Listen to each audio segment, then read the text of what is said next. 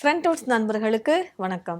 இன்றைய அரசியல் விவாதத்துல நாம முக்கியமா எதை விவாதிக்க போறோம் அப்படின்னா, திருச்சி கிழக்கு பகுதியில விஜய் அவர்கள் நன்றி தெரிவிக்க போனப்ப துரை வைகோ அவர்கள் அவங்களுக்கு வரவேற்பு அளித்தது பெரும் சர்ச்சையா மாறியிருக்கு. அதோட இல்லாம அது திமுகவுக்கு பலத்த அடியா பார்க்கப்படுதா அப்படின்ற விமர்சனங்களும் எழுந்திருக்கு. அதை பத்தி டீட்டெயிலா விமர்சிக்கலாம் வாங்க.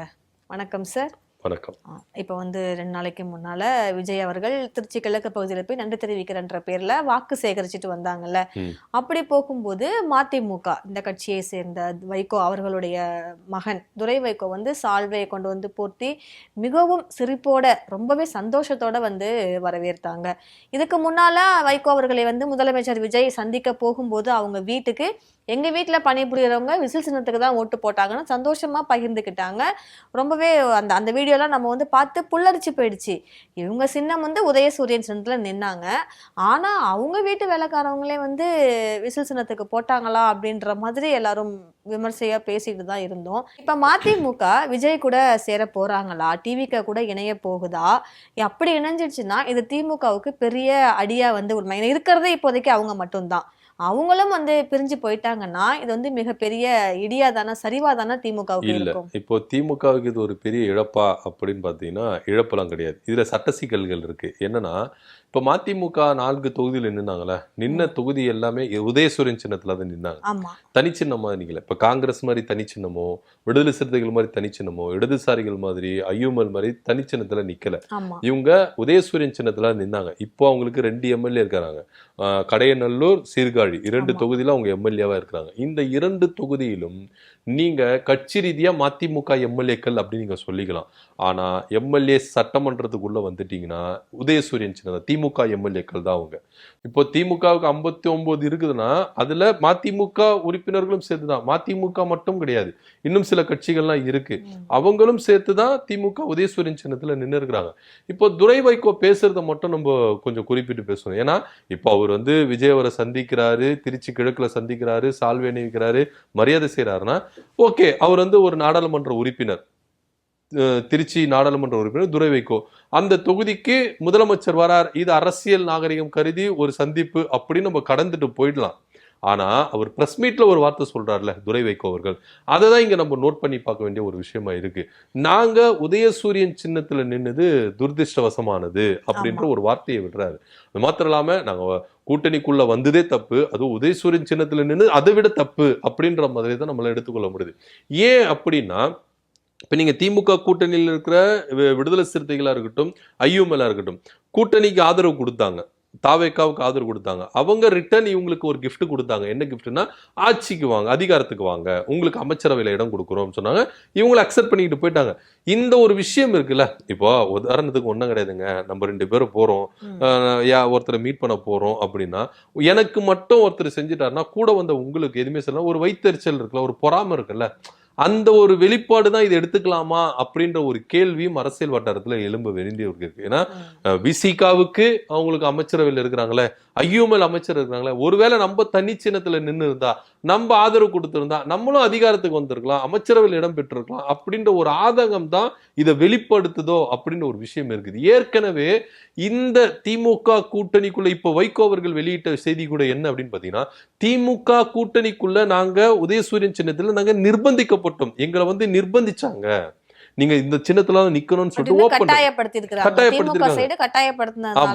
அது ஓப்பனா வைகோ அவர்களே சொல்லியிருக்கிறாரு. சோ விஜய் அவர்கள் ஒவ்வொரு தலைவர்களை சந்திக்கும் பொழுதும் சரி, அப்படி ஒரு சந்தோஷத்தை வைகவும் துரை வைக்கவும் சொன்னாங்க. நீங்க சொன்ன மாதிரி அவங்க வேலைக்காரங்க வீட்டுல வேலை செய்யறவங்க கூட விசில் சின்னத்துல சொன்ன ஓட்டு போட்டாங்கன்னு பெருமையா சொன்னாரு. சோ இதெல்லாம் வச்சு பார்க்கணும்னா, அப்போ இதை குறிச்சுதான் பாஜக தலைவரா இருக்கிற ஒருத்தர் இதுக்கு முன்னாடி திமுக இருந்த ராதாகிருஷ்ணன், கே.எஸ். ராதாகிருஷ்ணன் சொல்றாருன்னா, இதை முதல்ல நீங்க யோசிக்கல. அவ்வளோ உங்களுக்கு இருக்குதுன்னா முதல்ல நீங்க என்ன பண்ணிருக்கோம், உதயசூரியன் சின்னத்துல நிக்க சொல்லி நிர்பந்திக்கும் போது வேண்டாம்னு சொல்லிட்டு தாவேக்கா கூட போய் கூட்டணி வைக்க வேண்டியதானே.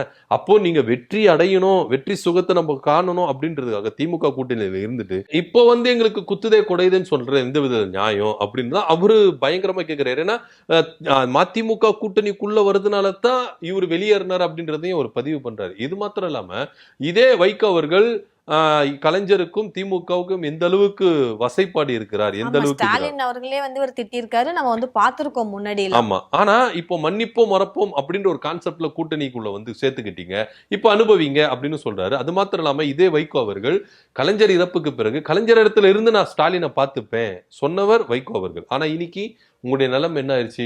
கூட்டணிக்காக ஒரு சந்தர்ப்பவாத அரசியலை கையில் எடுத்திருக்கிறாங்க மதிமுக அப்படின்றத நம்ம பார்க்க வேண்டிய ஒரு விஷயமா இருக்குது. இன்னும் சில தினங்களுக்கு அப்புறம் அந்த அந்த கட்சி அலுவலகத்துல உயர்நிலை கூட்டத்தை கூட்டி அதிகாரப்பூர்வமான ஒரு அறிவிப்பை வெளியிட போறாங்க அப்படின்னு சொல்றாங்க. ஏன்னா இந்த 2 எம்எல்ஏக்களை ராஜினாமா பண்ணிட்டு திரும்பவும் தனிச்சின்னத்துல நிக்க போறாங்களா இல்ல விசில் சின்னத்துல நிக்க போறாங்களா அப்படின்ற ஒரு குழப்பம் இருக்கும்.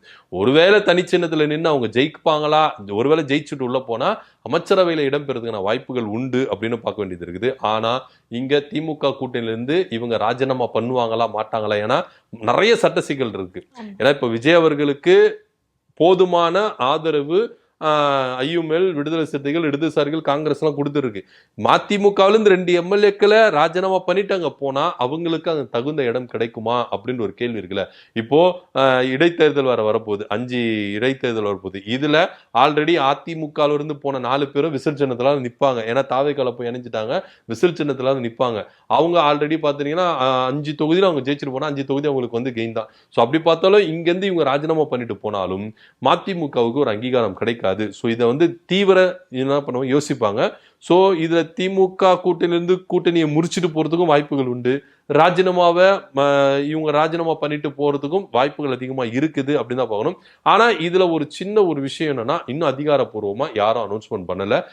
துரை வைகோ அவர்கள் கூட ஒரு தனியார் தொலைக்காட்சிக்கு பேட்டி கொடுக்கும்போது நாங்க திமுக கூட்டணி தான் அங்க வகிக்கிறோம் அப்படின்றதையும் ஒரு பதிவு பண்ணியிருக்கிறாரு. அதையும் நம்ம என்ன பண்ணணும், கருத்தில் கொள்ள வேண்டிய ஒரு விஷயமா தான் இருக்கு. ஆமா, ஜூன் 27ஆம் தேதி தான் நாங்க ஃபைனலா சொல்லுவோம், காத்திருங்கள்ன்ற மாதிரி தான் அவங்க சொல்லியிருக்கிறாங்க. ஏன்னா அரசியல நிரந்தர எதிரி நிரந்தர நண்பன் கிடையாது அப்படின்றத இன்ன வரைக்குமே ஒரு கரெக்ட். பட் நம்ம கேட்கிற கேள்வி என்னன்னா, ஏன் இதை முன்னாடி நீங்க செய்யல? இப்போ விசிகாவுக்கும் தாவேக்கால இருந்து அழைப்பு வந்தது, மதிமுகவுக்கும் அழைப்பு வந்தது, காங்கிரஸுக்கும் அழைப்பு வந்தது, இடதுசாரிகளுக்கும் வந்தது. ஆனா ஏன் நீங்க அப்போ எடுக்கல அந்த ஸ்டாண்டை? இப்ப எடுக்கிறீங்க. இப்போ உதாரணத்துக்கு நம்ம இப்படி அடிச்சுப்போமே, இப்ப திமுக ஆட்சி அதிகாரத்துல இருக்குது, அப்ப இவங்க இப்படி பேசியிருப்பாங்களா? இவங்க போயிருப்பாங்களா? சோ இப்போ தாவேக ஆட்சிக்கு வருதுனாலதான் ஒரு அதிகாரம் நம்மளுக்கு வருது, நம்ம அமைச்சரவையில் இடம்பெறும், ஒரு பதவி சுகத்துக்கு தானே ஓடுறீங்க. கொண்ட கொள்கையில நீங்க உறுதியா இருந்தீங்கன்னா இருந்திருக்கலாமே. தாவேக்கா உங்களுக்கு என்ன அப்படி என்ன அவங்க வந்து மதசார்பற்ற கொள்கையில உறுதியா இருக்கிறாங்க? திருவள்ளுவருக்கு காவி சாயம் பூசுறாங்க, அதே அமைதியா வேடிக்கை பார்த்துட்டு இருக்காங்க.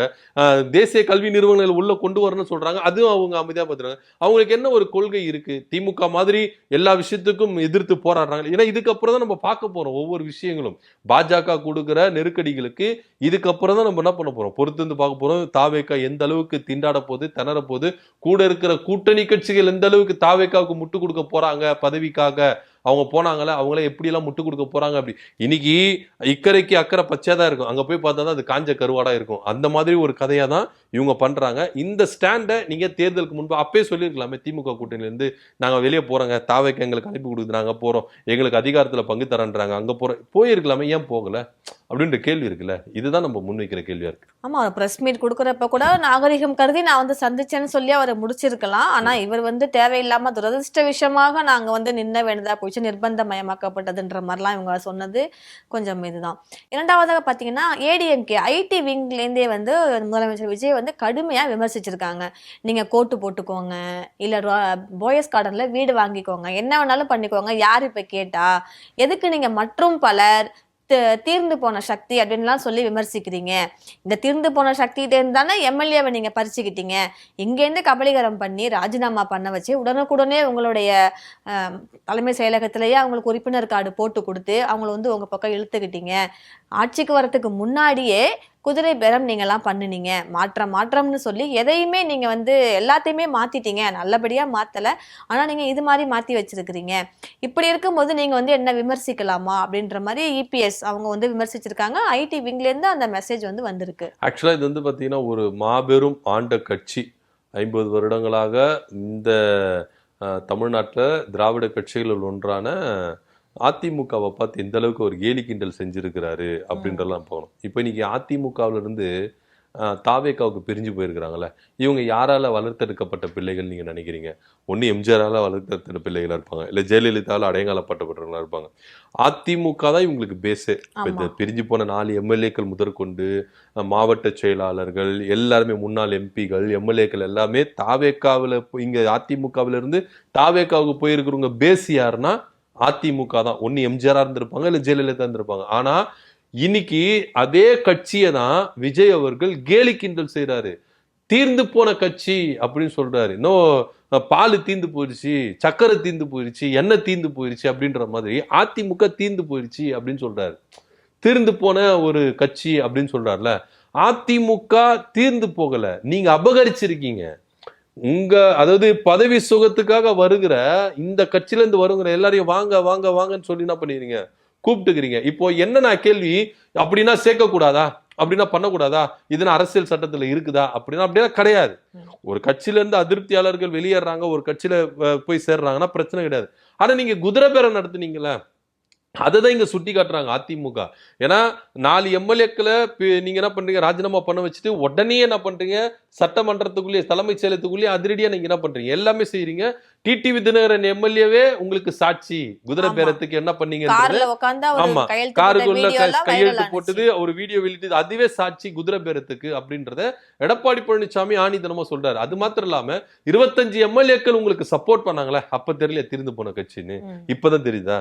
அப்போ உங்களுக்கு சப்போர்ட்டிவ் எல்லாமே வேணும், எல்லாமே செய்யணும். ஆனா தீர்ந்து போன கட்சி மற்றும் பலர் அப்படின்னு விமர்சிக்கிறீங்களே.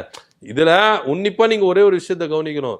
ஜெயலலிதாவை எந்த அளவுக்கு விஜய் அவர்கள் அசிங்கப்படுத்தி இருக்கிறார், அதே போல எம்ஜிஆர் எந்த அளவுக்கு ஏளனப்படுத்தி இருக்கிறார் அப்படின்றது எல்லாமே இங்க இருந்து போனவங்க எல்லாமே யோசிச்சு பார்க்கணும். அதிமுக இருக்கிறவங்க யோசிச்சு பார்க்கணும். எம்ஜிஆருக்கே இது வரல, எனக்கு வந்திருக்கு, நீங்க செஞ்சிருக்கீங்க அப்படின்னா எம்ஜிஆர் ரெக்கார்டை நான் உடைச்சிட்டேன் அப்படின்னு சொல்றீங்க. அவருக்கும் ஒரு படி மேலன்னு தன்னை வந்து ஆமா, அவர் காட்டிக்கிறார். உயர்த்துற. அப்புறம் அதுக்கப்புறம் என்ன பண்றீங்க, இது தப்பாயிட போதோ அப்படின்னு நினைச்சிட்டு உடனே வாபஸ் வாங்குறீங்க. நான் எம்ஜிஆரை கம்பேர் பண்ணல, எம்ஜிஆர் பேரு இழுத்ததே கம்பேர் பண்றதுதான்ப்பா, அதுக்கப்புறம் நீங்க கம்பேர் பண்ணலன்னு சொன்னா நம்பிடுவாங்களா? ஒண்ணு. இன்னொன்னு, கடந்த ஆட்சி காலத்துல அம்மா உணவகம் அப்படின்றது ஜெயலலிதா அவர்கள் ஆரம்பிச்சுட்டு போனாங்க. கடந்த ஆட்சி காலத்துல திமுக ஆட்சிக்கு வந்த உடனே எல்லாம் என்ன சொன்னாங்கன்னா, பேரை மாத்திருவாங்க, கலைஞர் உணவகம்னு சொல்லுவாங்க, அண்ணா உணவகம் மாத்துவாங்க, எல்லாமே மாத்திருவாங்க, அம்மா உணவகமே இருக்காது, அப்படி இப்படின்னு கொளுத்தி போட்டாங்க அதிமுக இருக்கிறவங்க. ஆனா முன்னாள் முதலமைச்சர் ஸ்டாலின் என்ன பண்ணாருன்னா, அம்மா உணவகம் இயங்கணும்னு சொன்னார். அதே போல போட்டோ, ஜெயலலிதா போட்டோவை அவர் எடுக்கவே கிடையாது. ஆனா அவர் தான் முதலமைச்சரா இருந்தாரு. நினைச்சிருந்தா அவர் என்ன பண்ணிருக்கலாம், பேரை மாத்திருக்கலாம், கலைஞர் உணவகமோ இல்ல அண்ணா உணவகமோ பேரை மாத்திரதுக்கு அவருக்கு ரைட்ஸ் இருக்குது, போட்டோ மாற்றுறதுக்கு ரைட்ஸ் இருக்குது. ஏன்னா அப்ப அவர் தான் சிஎம். ஆனா அவர் என்ன பண்ணாரு, அதே அம்மா உணவகம் அப்படின்ற பேர்ல இயங்கணும், போட்டோ மாத்தக்கூடாது, ஜெயலலிதா போட்டோ தான் இருந்துரும். ஆனா இப்ப விஜய் என்ன பண்ணாரு, அம்மா உணவகத்துல போட்டோவை ஜெயலலிதா போட்டோ மாத்திட்டு இவரு போட்டோ எடுத்து மாட்டுறாரு. சோ எந்த அளவுக்கு ஒரு அடையாளத்தை இவர் நசுக்கிறாரு அப்படின்றத நம்ம எல்லாமே பார்க்கணும். உங்களை வளர்த்து விட்டு ஆளாக்கின ஜெயலலிதா, உங்களுக்கு ஒரு அடையாளத்தை கொடுத்த ஜெயலலிதாவை எந்த அளவுக்கு அவங்க அடையாளமே இருக்கக்கூடாதுன்னு சொல்லிட்டு அந்த இடத்துல போயிட்டு நீங்க போட்டோ ஓட்டுறீங்கன்னா இது எந்த ஒரு மனநிலை? அப்ப நீங்க பதவி சுகத்துக்காக என்ன பண்ணிருக்கீங்க, போயிருக்கீங்க. உணர்வுலாம் நீங்க போனதில்லை. உணர்வு இருந்திருந்ததுன்னா இன்னைக்கு ஒரு இளைஞர் இறந்தார்ல, அதிமுக வந்து ஒன்றிணைன்னு சொல்லிட்டு இறந்தார்ல, அந்த மாதிரி ஒரு உணர்வாளரா நீங்க இருந்திருக்கணும். ஆனா இன்னைக்கு பதவி நம்ம ஆட்சிக்கு வரல அப்படின்றதுக்காக நீங்க என்ன பண்றீங்க, இப்ப நீங்க உதாரணத்துக்கு இப்படி எடுத்துக்கோங்களேன், திமுகவோ அதிமுகவோ ஆட்சி கட்டுல இருந்திருந்தா தாவேக்கால இருந்திருக்கிறவங்களா எங்க இருந்திருப்பாங்க? யோசிச்சு பாருங்களேன். இங்க இப்போ நீங்க அதிமுகவில இருந்து பிரிஞ்சு போனீங்க, தாவேக்கால போய் பெரும்பாலும் செங்கோட்டையன் முதற்கொண்டு எல்லாருமே போனீங்க. இன்னைக்கு அதிமுக திரும்பவும் ஆட்சி கட்டுல இருந்திருந்தா அந்த இடம் கூடாரம் காலியா இருந்திருக்குமாமா? அப்ப யாரு தீர்ந்து போன கட்சியா இருந்திருப்பீங்க? சோ எல்லாத்தையும் வச்சுக்கணும். நீங்க அதிகாரத்துக்கு வந்துட்டோம், நம்ம கிட்ட எல்லாமே இருக்குது, நம்ம தான் இதுக்கு அப்புறம் அப்படின்ற ஒரு அதிகார போதையில நீங்க என்ன பண்றீங்க, ஒரு ஆண்ட கட்சியை அதிமுகவை நீங்க என்ன பண்றீங்க, விமர்சிங்க. அதிமுக மேல நம்மளுக்கு ஏகப்பட்ட விமர்சனங்கள் இருக்கு, கருத்து வேறுபாடுகள் இருக்கு, அதுல எந்த வித மாற்று கருத்தும் இல்ல. ஆனா ஒரு அப்பேற்பட்ட ஒரு கட்சி அழிக்கணும்ன்ற ஒரு மனப்பான்மையில ஒரு சர்வாதிகார போக்குல நீங்க நடந்துக்கிறீங்களா? விஜய் அவர்கள் பேசின டயலாக்ல நீங்க பேசி பாருங்க, கத்தி கத்தி கத்தி பட வசனது படி தான் பேசியிருப்பாரு. அவர் பேசுனதை நீங்க நல்லா நோட் பண்ணீங்கன்னா அவர் மேல வச்ச விமர்சனங்களுக்கு பதிலடி கொடுத்திருக்கிறாரு. சோ மக்களுக்கு என்ன பண்ண போறேன்னு நீங்க பேசல. மக்களுக்கு நீங்க என்ன செய்ய ஆமா, போறீங்க? அந்த பிஎம்சி திட்டமாக இருக்கட்டும், இல்ல வேற எந்த திட்டத்தை பத்தியோ, இல்ல மேகதாது அணை இதை பத்தி எதுவுமே பேசல. எதுவுமே பேசல. டிஎம்கேவை பத்தி அவர் மனசுல இருந்த குறைகளை, அதாவது ஆன்லைன்ல என்னென்ன அப்டேட் வருதோ அதுக்கு ரிப்ளை கொடுத்துக்கிட்டு இருந்தாரு. ஆமா, முதலமைச்சர் யாருன்னா அவருக்கு ஞாபகப்படுத்துங்கப்பா ம். அப்படின்னு தான் யாருன்னா சொல்ற மாதிரி இருந்தது. ஏன்னா ஒரு முதலமைச்சர், ஒரு முதலமைச்சரா நீங்க எப்படி வார்த்தையை பிரயோகம் படுத்தணும், அது இல்லாம அவர் என்ன சொல்ல வர்றாரு, கவர்ச்சி கவர்ச்சின்னு சொல்லிட்டு அப்புறம் எதனா சொல்லிட போறேன் என் வாயில அப்படிங்களா? நல்லா நல்லா வருது வருது. அப்படின்ற மாதிரி இதெல்லாம் ஒரு எல்லாம் முதலமைச்சர் பேசுறாரு. பேசுறதுக்கு அழகா? நீங்க பிரச்சார மூடில இருக்கீங்க சார்.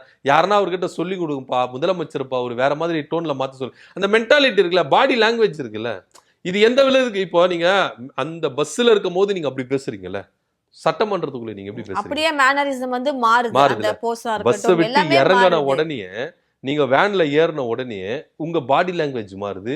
உங்க அப்படியே எல்லாமே சைலண்ட் மோட்ல போறீங்க. எல்லாமே பாடி லாங்குவேஜ் மாறுது. அந்த வேன் மேல ஏறினா மட்டும் உங்க பாடி லாங்குவேஜ் மாறுது. ஊன்னு கத்துறீங்க, அப்படி செய்றீங்க. அவரு பேசுனது எல்லாமே புரோஜனமற்ற பேச்சுகள், அவ்வளவுதான். அங்க இருந்த 5000 பேரை குஷிப்படுத்தணும், கைத்தட்டல் வாங்கணும், விசில் வாங்கணும். அந்த ஒரு மேண்டிட்டரில தான் அவர் பேசினாரு கண்டி. மற்றபடி முதலமைச்சரா இருந்து நான் மக்களுக்கு என்ன செய்ய போறேன்? அவர் சொல்ற மாதிரியே சட்டம் ஒழுங்கு திமுக சீர்குலைச்சிட்டு போயிடுச்சுன்னு வச்சுப்போம். அவர் தானே சொல்றாரு, இதுக்கு முன்னாடி இருந்த அரசாங்கம் போதைப் பொருட்களை வெளியிட்டுடுச்சு, சட்ட ஒழுங்கு பிரச்சனை இப்படி வச்சிருக்குது, நான் இப்போதான் வந்திருக்கிறேன் அப்படின்றாருல. அவர் சொல்ற மாதிரி திமுக தான் அவங்க பண்ணிச்சு. வந்து அதிகாரம் உங்ககிட்ட இருக்கு, எல்லாமே உங்க இருக்கு. இத்தனை நாள் வெயிட் பண்ணணும்னு அவசியமே கிடையாது. ஒரே நாள் போதும். பவர்ஃபுல்லா உங்ககிட்ட இருக்குல்ல, இந்த பவரை வச்சு நீங்க என்ன நாட்டாடி இருக்க முடியும்? போதைப் பொருள் கலாச்சாரத்தை ஒழிச்சிருக்க முடியுமா? நடக்கிற குற்ற சம்பவங்களை ஒழிச்சிருக்க முடியுமா? இவ்வளவு நாள் ஆயிடுச்சுல்ல. இது இப்ப மட்டும் கிடையாது, இதுக்கப்புறமும் தொடரும், அதிகமா தொடரும், பயங்கரமா இருக்கு. அதைத்தான் சொல்றாரு எடப்பாடி பழனிசாமி. சும்மா அதிகாரிகளை வச்சு நான் இது பண்ண போறாது. இதே பேரு தான், சிங்கப்பெண் அதிரடி விடைப்படை தான். ஆனா ஆளு ஒரே ஆளு தான். ஓகேங்களா? சட்டம் ஒரே சட்டம் தான், அதே ஜெயிலு தான், அதே வழக்கு தான், அதே சட்டம் தான், அவ்வளவுதான். சிங்கப்பெண் அதிரடி விடைப்படை நீங்க வேற என்ன புதுசா கொடுக்க போறீங்க? இதுக்கு முன்னாடி திமுக ஆட்சியில இதுதான் இருந்தது, அதிமுக ஆட்சி காலத்துல எதா இருந்தது? அதே சட்டம் தான், அதே பேரு தான், அதே ஆட்கள் தான். சிங்கப்பெண் அதிரடி விரைவுப்படை பேரை மாத்திட்டா மட்டும் உங்களுக்கு என்ன புது ஆளுகளை கொண்டு வர போறீங்களா, இல்ல புது சட்டத்தை கொண்டு வர போறீங்களா, இல்ல புதுசா நீதிமன்றங்களை கொண்டு வர போறீங்களா, இல்ல சிறைச்சாலை கொண்டு வர போறீங்களா? எல்லாமே அதுதான், பேர் மட்டும் தான் மாத்தி இருக்கீங்க, வேற என்ன? இல்ல அவருக்கு ஒரு நினைப்பு போல, யூனிஃபார்ம் எல்லாம் மாத்திட்டா வந்து தவறு குறைஞ்சிடும் அப்படின்ற மாதிரி அவர் நினைக்கிறாரு போல. அதுதான் சொல்றேன், எல்லாமே அதே தாங்க நடக்க போகுது, அதே சிஸ்டம் தான். நீங்க என்ன பண்றீங்க? பேர் மட்டும் பண்றீங்க. இதெல்லாம் மக்களை ஏமாற்றுகிற விதம் தான். இது எல்லாமே கொஞ்சம் உட்காந்து நம்ம நிதானிச்சு விஜய் பேசின பேச்செல்லாம் நம்ம உன்னிப்பா கவனிச்சோம்னா, அவர் பேச்சு வெற்றான பேச்சு, ஒண்ணுமே பிரயோஜனம் இல்லாத பேச்சு அப்படின்னு தான் நம்மளுக்கு தோணும். இதுல அவர் மேல இருக்கிற ரசிக மனப்பான்மையில ஒரு சிலர் என்ன பண்றாங்க, ஹைப்பர் ஆறாங்க. எங்க அண்ணன் இப்படி பேசிட்டாரு, எங்க தலைவர் இப்படி பேசிட்டாரு அப்படின்னு குதிக்கிறாங்களே கண்டி. இன்னைக்கும் சொல்றேன், ஒவ்வொரு அரசு ஊழியர்களையும் காவல்துறையும் கூப்பிட்டு வச்சு நீங்க ரகசியமா கேட்டு பாருங்க, விஜய் ஆட்சிக்கு வந்ததுல நீங்க பிரயோஜனமா இருக்கீங்களா அப்படின்னு.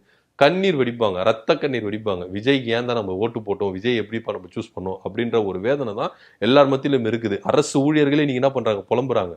காவல்துறையினர் என்ன பண்றாங்க, புலம்புறாங்க. அந்த அளவுக்கு விஜயனுடைய ஆட்சி இந்த அளவுக்கு போயிருச்சு அப்படின்னு எடப்பாடி பழனிசாமி முன்வைக்கிறாரு. இங்க காவல்துறைக்கும் பாதுகாப்பு இல்ல, மக்களுக்கும் பாதுகாப்பு இல்ல, யாருக்குமே பாதுகாப்பற்ற ஒரு சூழ்நிலை தான் இவருடைய ஆட்சி அப்படின்றத எடப்பாடி பழனிசாமி ஆணித்தீனமா சொல்றாரு. சோ இதெல்லாம் உணர்ந்து இவர் முதலமைச்சரா ஒரு பேச்சு பேசாம கேலி கிண்டல் பண்ணிட்டு இவர் மேல வைக்கிற விமர்சனங்களுக்கு பதில் சொல்லிட்டு ஈஸியா போயிடுறாரு. இது எந்த விதத்துல நம்ம ஏத்துக்க வேண்டிய ஒரு விஷயமா இருக்குது? அது ஆன்லைன்ல என்னென்ன வருதோ அதுக்கு தான் ஒரு ஆன்சர் பண்றதே தவிர, தமிழ்நாட்டை அடுத்த லெவலுக்கு எப்படி கொண்டு போகணும், ஜிடிபி எப்படி இன்க்ரீஸ் பண்ணணும், நம்ம என்னென்ன திட்டங்கள் நலத்திட்டங்கள் திருச்சி கிழக்கு பகுதியில் மேற்கொள்ள போறோம், எதுவுமே அவர் வந்து சொல்லலை. தொகுதி மேம்பாட்டுக்காக அவர் எதுவுமே வந்து பேசல. ஸோ இது ஒரு பக்கம் இருக்கும்போது, அண்ணாமலை அவர்கள் அவங்க வந்து நான் புதுசா கட்சி ஆரம்பிக்க போறேன், மக்கள் சக்தியோட நான் வந்து கட்சி ஆரம்பிக்க போறேன் அப்படின்னு சொல்லிட்டு அதில் பிஜேபி சின்னமோ கொடியோ வந்து இடம் பெறலை. இப்போ பிஜேபியோட நிழல் இல்லாம, அந்த ஷேடோ இல்லாம இவரால் தமிழ்நாட்டில் வந்து ஜெயிச்சிட முடியுமா? ஏன்னா இதுக்கு முன்னாடி பிஜேபி அப்படின்ற ஒரு கட்சி அவருக்கு வந்து உதவி செஞ்சுது. அது வருமானமாக இருக்கட்டும், இல்ல மற்ற எதா இருந்தாலும் அவங்களுடைய நிழல்ல அவங்களுடைய உதவியில எல்லாம் பண்ணிட்டு இருந்தாரு. ஒரு பேஸ் கிரியேட் பண்ணி வச்சுட்டாரு. பிஜேபி அப்படின்னு காலூன்றணும்னா இவர் மூலமா வரலாம்ப்பா, அண்ணாமலை நம்பகமான ஆளு, நமக்காக சுறுசுறுப்பா வேலை செய்வாரு, கட்சிக்காக உழைப்பாருன்ற மாதிரி ஒரு நல்ல பேரை எடுத்து வச்சிருக்காரு பிஜேபியில. இந்த மும்மொழி கொள்கை, இந்த ஹிந்தி திணிப்பு, இந்த இது மூலமா அவர் கொஞ்சம் வெறுப்பு வந்து தனி கட்சி ஆரம்பிக்க போறேன்னு சொல்றாரு. தனியா அவரால், அதாவது பின்னாடி எந்த ஒரு இதுவுமே இல்லாம, அதுவும் பிஜேபி துணை இல்லாம இவரால இங்க வந்து ஜெயிச்சிட முடியுமா? யார் சொன்னது? பிஜேபி பேஸ்ல இல்லாம பாஜக நிழல் இல்லாம ஒரு கட்சி ஆரம்பிக்க போறாருன்னு. இப்போ இவரு போய் அமித்ஷாவை சந்தித்து வந்திருக்கிறாருல, ஏன் சந்திச்சார், எதுக்காக சந்திச்சார் சொல்லுங்க பார்ப்போம். ஏன்னா தனி கட்சி ஆரம்பிக்க போறேன், பாஜகல இருந்து விலக போறேன் அப்படின்னு இவர் நினைச்சிருந்தாருன்னா, பாஜக ஷேடோ எனக்கு வேண்டாம், பாஜகவோட பேஸ்மெண்ட் எனக்கு வேண்டாம் அப்படின்னு இவர் நினைச்சிருந்தாருன்னா, இங்க இருந்து ஃபிளைட்டை பிடிச்சி டெல்லிக்கு போயிட்டு அமித்ஷாவை சந்தித்து அதை அனௌன்ஸ் பண்ணணும்னு அவசியம் கிடையாது. இங்க இருந்து ஒரே ஒரு லெட்ரு டெல்லி பாஜகவுக்கு மெயில் அனுப்பிச்சாலே போதும். இல்ல அமித்ஷா அவருக்கு நம்பர் இவர்கிட்ட இருக்கும், வாட்ஸ்அப் அனுப்பிச்சிட்டு என் ராஜினாமா கடிதத்தை கொடுத்துட்றேன், நான் பாஜகல இருந்து விலகுறேன், தனி கட்சி ஆரம்பிக்க போறேன் அப்படின்னு சொல்லிட்டு தன்னிச்சையா என்ன பண்ணினா செயல்பட்டுருக்கலாம். ஆனா இன்னைக்கும் நாளைக்கும் என்றென்றைக்கும் இவருக்கு பாஜக ஷேடை வேணும், பாஜகவுடைய பேஸ்மெண்ட் வேணும் அப்படின்ற கருதுனாலதான் இவர் என்ன பண்ணாரு, டெல்லிக்கு போயிட்டு பாஜக தலைவரை சந்திச்சு முறையா என்ன பண்றாரு, அனௌன்ஸ்மெண்ட் பண்றாரு. அமித்ஷா கிட்ட பர்மிஷனோட தான், ஆசீர்வாதம் வாங்கிட்டு தான் வராரு, சும்மாலாம் வரல. அந்த எதிர்ப்பு அதெல்லாம் கண் துடைப்புக்காக. ஆமா, அதெல்லாம் ஆசீர்வாதம் வாங்கிட்டு தான் இவர் வராரு. ஆனா ஒண்ணு, எப்படியோ அவர் ஆசீர்வாதம் வாங்கிட்டு வராரு. ஏன்னா பாஜகவில் அண்ணாமலைக்கு முக்கியத்துவம் கொடுத்ததுல ஒரு பெரிய பங்கு அமித்ஷாவுக்கும் உண்டு அப்படின்றதுல எந்த வித மாற்று கருத்து இல்லை. ஸோ தன்னை வளர்த்து ஆளாக்கி விட்ட குருநாதருக்கு நம்ம நன்றி கடன் பட்டிருக்கிறோம் அப்படின்றதுனால தான் ஒரு ஒண்ணு ஏதோ ஒண்ணு அவர் என்ன பண்றாரு, இன்னைக்கு பாஜகவில் இல்லை, பாஜகவில் அதிகாரப்பூர்வமா விலகி இருக்கிறாரு, தனி கட்சி ஆரம்பிக்க போறாரு. கிட்டத்தட்ட இன்னும் ஒரு இந்த மாதம் இல்ல அடுத்து 2-3 மாசத்துக்குள்ளாக எல்லாத்தையும் ப்ராப்பரா என்ன பண்ணிடுவாரு, அனௌன்ஸ்மெண்ட் பண்ணிடுவாரு அப்படின்னு திருச்சி கிழக்கு தொகுதியிலே அவர் நிக்க போறதா இல்ல. தகவல் திருச்சி கிழக்குல எல்லாம் அவரு நிக்கிறதுக்கு வாய்ப்பு கிடையாது அப்படின்னு தான் சொல்லணும். பாஜகவே நிக்காது, அது முதல்ல நம்ம பதிவு பண்றோம். அண்ணாமலை அவர்கள் திருச்சி கிழக்குல நிக்க மாட்டாரு, வாய்ப்பே கிடையாது, அது அவருக்கு நல்லா தெரியும். நின்னாலும் நம்ம எந்த அளவுக்கு தோல்வி அடையும் அப்படின்றது அவருக்கு நல்லாவே தெரியும். அவர் நிக்க மாட்டாரு. திருச்சி கிழக்கை பொறுத்த வரைக்கும் திமுக விசஸ் டிவிகே அப்படின்னு தான் இருக்கும். அதையும் நம்ம பண்றோம், பதிவு பண்றோம். தாவேகாவுக்கும் திமுகவுக்குமான தேர்தலா தான் திருச்சி கிழக்குல இருக்குமே கண்டி அதிமுக கூட அதுல போட்டி இடாது அப்படின்றதுல எந்தவித மாற்று கருத்து இல்லை. அப்பவும் ஒரு சர்ச்சை வரும், அதிமுக ஏன் போட்டியிடுறது தெரியுமா, திமுகவுக்கு சப்போர்ட் பண்ணுது, திமுகவை அவங்க ஆதரிக்கிறாங்க, அதனாலதான் அதிமுக கிழக்கு அந்த இடைத்தேர்தல்ல நிக்கல அப்படின்ற ஒரு பேச்சும் வரும், எழுதி வச்சுக்கோங்க அப்படின்றதையும் நான் பதிவு பண்றேன். ஆனா திருச்சி கிழக்குல அண்ணாமலை நிக்க மாட்டாரு. சோ எப்படியா இருந்தாலும் அண்ணாமலை அவர்கள் தனி கட்சி ஆரம்பிக்க போறாரு அப்படின்னா நாடாளுமன்ற தேர்தல்ல அண்ணாமலுடைய தாக்கம் அதிகமா இருக்கும் அப்படின்றதையும் நம்ம என்ன பண்றோம், பதிவு பண்றோம். ஏன்னா இப்ப அவர் போட்டிருக்கிற பேஸ்மெண்ட் நாடாளுமன்றம், 2031 சட்டமன்றம், இதை நோக்கி தான் அண்ணாமலை அவர்களுடைய கட்சியினுடைய வளர்ச்சி இருக்கும் அப்படின்னு சொல்லப்படுது. அது மாத்திரம் இல்லாம துடிப்பு மிக்க ஒரு இளைஞர் ஒரு பட்டாளத்தை அண்ணாமலை அவர்கள் உருவாக்குவார் அப்படின்றது மாற்றுக்கிறது இல்லை. உதாரணத்துக்கு பாஜக இங்க செயல்பட முடியாத ஒரு சூழ்நிலை இருக்கு. நீங்க ரிசல்ட்டுக்கு முன்னாடி இருந்த அரசியல் களம் வேற, ரிசல்ட்டுக்கு பிறகு இருக்கிற அரசியல் களம் வேற. இது நம்ம கண்ணார பாக்குறோம். ரிசல்ட்டுக்கு முன்னாடி எப்படி இருந்தது, திமுக அதிமுக பாஜக இப்படி போயிட்டு இருந்து, திமுக கூட்டணி அதிமுக பாஜக கூட்டணி இப்படி போயிருந்தது. சீன்லயே இல்லாம இருந்தாரு விஜய் அவர்கள், சும்மா வராருப்பா கத்திட்டு போறாரு அப்படின்னு தான் நம்ம என்ன பண்ணோம் பேசிட்டு இருந்தோம். எல்லாருமே அதான் நினைச்சிட்டு இருந்தாங்க. ஆனா ரிசல்ட்டுக்கு அப்புறம் இங்க எப்படி போகுதுன்னா டிவிகே டிஎம்கே ஏடிஎம்கே பாஜக போகுது. ஸோ பாஜக இவங்களை எல்லாரும் மீறி எப்படி வரப்போகுது அப்படின்ற ஒரு ஸ்கேல் இருக்குல்ல, இதை எப்படி இது நம்ம மாத்தலாம் அப்படின்றதுனால தான் அண்ணாமலை சூஸ் பண்றாங்க. அண்ணாமலை அவர்கள் பாஜக மாநில தலைவரா இருக்கும் போதே பல பேஸ்மெண்ட் அவருக்குன்னு சாதகமா செட் பண்ணி வச்சுட்டாரு. நீங்க கொங்கு பெல்ட்டா இருக்கட்டும், தென்மண்டலமா இருக்கட்டும், எல்லாத்துலயும் ஒரு பேஸ்மெண்ட் போட்டு வச்சுட்டாரு. ஸோ இப்போ அவர் என்ன பண்றாரு, ஈஸியா பாஜக பேஸ்மெண்ட் அப்படின்னு ஒண்ணு இருக்கு, கூட ரஜினி பேஸ்மெண்ட் என்ன பண்றாரு ஆட் பண்ணிக்கிறாரு. ஸோ ரஜினியோட பேஸ்மெண்ட்டை வச்சு இவர் என்ன பண்றாரு, யூத்துக்களை வச்சு என்ன பண்ணாரு, முக்கியத்துவம் கொடுத்து அடுத்த கட்ட லெவலுக்கு வரும். இப்போ அவரு நல்லா தெரிஞ்சுக்கினார், தமிழ்நாட்டுல யூத்துங்க அப்படின்னா ஒரு பவர்ஃபுல் அப்படின்னு நினைச்சுக்கிட்டாரு. அதனால அவர் என்ன பண்றாரு, அதை வச்சுட்டு வராரு அப்படின்றதுதான் எந்தவித மாற்று கருத்தும் இல்லை. அதே போல அறிவுமிக்க ஆட்களை நம்ம தம் பக்கத்துல வச்சுக்கணும், ஒரு நாலேஜ் பர்சன் அப்படின்றத அவர் என்ன பண்ற, தொழிலதிபர்கள், ஐஏஎஸ் ஐபிஎஸ் அதிகாரிகள் எல்லாம் தம் கட்சியில இருக்கணும் அப்படின்றதையும் அவர் விரும்புறாரு. ஃபுல் ஸ்ட்ரக்சரோட என்ன பண்றாரு, கட்சியை ஆரம்பிக்க போறாரு அப்படின்னா. ஆனா பின்னாடி பாஜக ஷேடோ கன்ஃபார்மா இருக்குது அப்படின்றதுல எந்தவித மாற்று கருத்து இல்லை. ஆனா அது ஓவர் ஷேடாவா மாறிடாது. அதுல அண்ணாமலை அவர்கள் ரொம்ப உறுதியா இருக்கிறார். பாஜக ஷேடோ இருக்கணும், ஆனா அதை என்ன மீறி ஓவர்டேக் பண்ணிடக்கூடாது அப்படின்றதுல அவர் உறுதியா இருக்கிறாரு. அவரை கண்ட்ரோல் பண்றதுக்கு ஆள் கிடையாது. இதுக்கப்புறம் அவர் என்ன பண்ணலாம், ஃப்ரீயா இறங்கி அடிக்கலாம். ஏன்னா இதுக்கு முன்னாடி பாஜக அப்படின்ற ஒரு கண்ட்ரோல் ஜோன்ல அவர் இருந்தார். ஏன்னா எது இருந்தாலும் டெல்லி கிட்ட நம்ம பர்மிஷன் ஆகணும், நம்ம இங்க எதனா பண்ணா அவங்களுக்கு எதனா பிரச்சனை ஆயிருமோ இப்படின்ற ஒரு யோசனை இருந்திருக்குல்ல. ஒரு கண்ட்ரோல்ல அவர் இருந்தார். இதுக்கப்புறம் ஒரு கண்ட்ரோல் பண்றதுக்கு ஆளு கிடையாது. இறங்கி அடிக்க போறாரு. அவரு நம்புறாரு, விஜயை இறங்கி அடிக்கிறதுக்கு நம்ம தான்ப்பா கரெக்டான ஒரு ஆளு அப்படின்றத அவர் ரொம்ப உறுதிப்பட நம்புறாரு. இது என்னவா இருக்க போகுது அப்படின்றத பொறுத்து தான் பார்க்கணும். அண்ணாமலை அவர்கள் வந்து இவ்வளவு செஞ்சாலும் நிறைய பேரால வந்து ட்ரோல் மெட்டீரியலா தான் பார்க்கப்பட்டுட்டு இருக்காரு. பட்ட பேர்லாம் வச்சு அவர் வந்து கலாய்ச்சிட்டு இருந்தாங்க. ஸோ நாம வந்து வெயிட் பண்ணி பார்க்கலாம். ஜூன் 27ஆம் தேதி மறுமலர்ச்சி திராவிட முன்னேற்ற கழகம் அவங்களும் அவங்களுடைய இறுதி முடிவை வந்து அறிவிக்கிறதா சொல்லியிருக்கிறாங்க. அண்ணாமலை அவர்கள் என்ன கட்சி ஆரம்பிக்க போறாங்க அப்படின்றதையும், மதிமுகவுடைய அடுத்த கட்ட நகர்வு என்ன அப்படின்றதையும் நாம வந்து வெயிட் பண்ணி பார்க்கலாம். தொடர்ந்து இணைந்திருங்கள்.